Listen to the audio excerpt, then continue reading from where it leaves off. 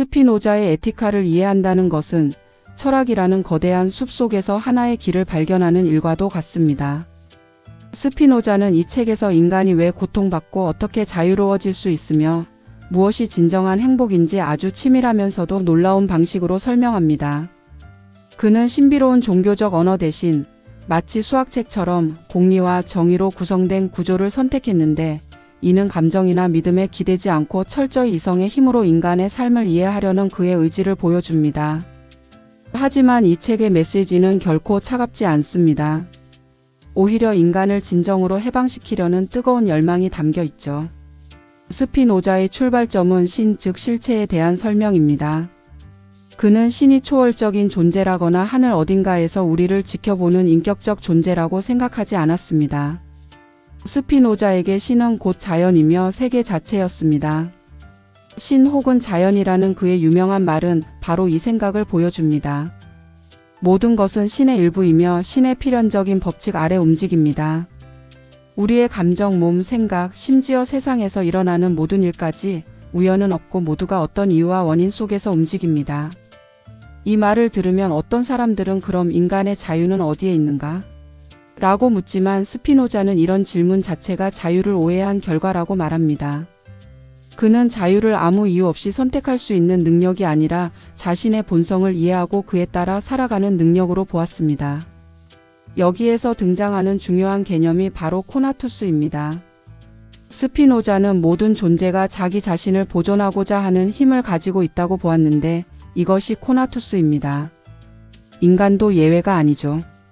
우리가 살아가며 뭔가를 원하고 노력하고 방향을 찾는 이유는 이 코나투스가 우리를 움직이기 때문입니다. 하지만 문제는 우리가 자기 자신을 보존하려고 하면서도 동시에 온갖 감정에 흔들려 살아간다는 것입니다. 누군가의 한마디에 욱하고 사랑받고 싶어 애타고 두려움 때문에 움직이지 못하고 욕망 때문에 무너지는 이유는 스피노자의 표현을 빌리면 우리가 정동의 소극적 노예 상태에 있기 때문입니다. 정동이란 감정입니다. 그런데 스피노자는 감정을 단순히 기분의 문제가 아니라 우리 코나투스가 외부 원인에 의해 영향을 받는 방식으로 이해했습니다. 예를 들어 누군가가 나를 무시하면 나는 즉시 화가 나죠. 그런데 이 화는 내가 진정으로 선택한 것이 아니라 외부 자극에 의해 자동으로 생긴 것입니다. 이런 감정은 나를 휘두르고 흔들고 때로는 삶을 망가뜨리기도 합니다.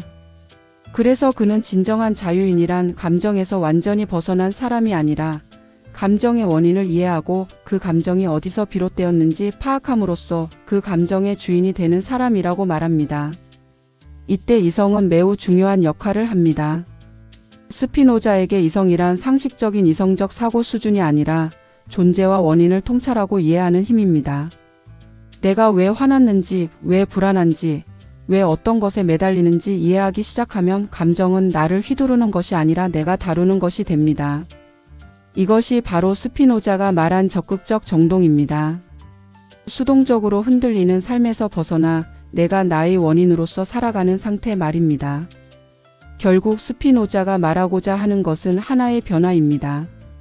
우리 삶은 우연과 감정의 폭풍 속에서 흔들리는 배처럼 보이지만 그 속에서도 필연성과 질서를 이해한다면 우리는 그 배의 조타를 잡을 수 있다는 것입니다.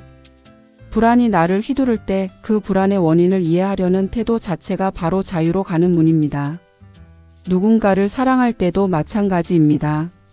상대가 나를 채워주기를 바라며 갈망하면 우리는 항상 불안하지만 상대를 있는 그대로 이해하고 서로의 본성을 인정할 때 사랑은 훨씬 더 튼튼해집니다. 스피노자는 이러한 이해의 상태에서 느끼는 기쁨을 지성적 사랑이라 부르고 이것이 인간이 도달할 수 있는 가장 고귀한 기쁨이라고 보았습니다. 그가 말한 가장 높은 행복, 지복은 신을 이해하는 데서 오는 기쁨입니다. 여기서 말하는 신은 종교적 인격신이 아니라 세계의 질서와 연결된 전체성에 대한 깨달음입니다. 우리가 자연의 필연성을 이해하고 자신이 그 전체의 한 부분임을 깨달을 때 삶은 더 이상 혼란스럽지 않습니다. 우리는 더 큰 흐름 안에서 자신을 바라볼 수 있게 되고 그 순간 삶의 고통은 사라지지 않더라도 우리를 지배하지 못하게 됩니다. 에티카는 우리에게 하나의 길을 제시합니다. 감정에 흔들리는 인간에서 자신을 이해하고 세상의 질서를 받아들이며 살아가는 자유인간으로 성장하는 길입니다. 스피노자가 말하는 자유는 멀리 있는 추상적인 이상이 아니라 바로 일상 속에서 나를 이해하는 그 순간부터 시작됩니다. 그리고 그 순간이 모이면 우리는 조금씩 더 평온하고 더 단단하고 더 지혜로운 존재가 됩니다. 스피노자가 에티카에서 말하려던 것은 바로 그 길의 지도였던 것입니다. 이 영상이 도움이 되셨다면 구독과 좋아요 부탁드릴게요. 감사합니다.